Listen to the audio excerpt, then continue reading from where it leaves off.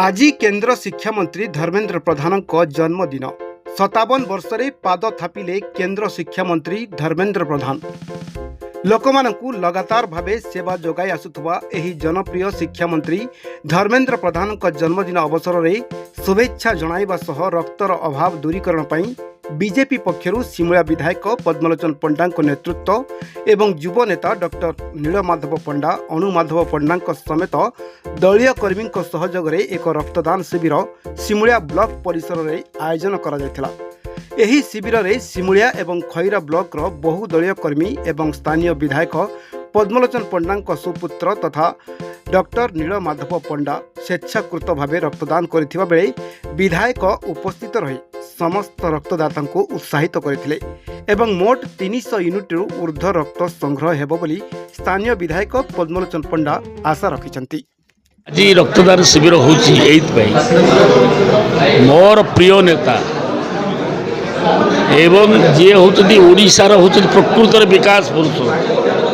गोटे से ओडिशार होती आमर गर्व एवं गौरव एवं मु आज भी आसी जदि दल को तांकरी आसी सी मत मिश्रण कर मो पिला मिश्रण कर 40,000 आमर कांग्रेस कर्मी से आसिक बीजेपी जोग देले धर्मेंद्र को आदर्श तेणु आम आज सी मोर आदर्श एवं गोटे कथा हूँ धर्मेंद्र भाई की आम भूली पारूँ सी आमको भूली पारूँ से मत बहुत भल पाती एवं आज तांकर 58तम जन्मतिथि मुझे जगतरनाथ जगन्नाथ को प्रार्थना करुच्ची हे जगन्नाथ तुम्हें दीर्घायु कर। आज आमर केंद्र शिक्षा मंत्री श्रीजुक्त धर्मेंद्र प्रधान 57तम जन्मदिवस से उपलक्षे आज सिमुलिया निर्वाचन मंडल आमर 2टा ब्लॉक जोटा कि खैरा आउ सिमुलिया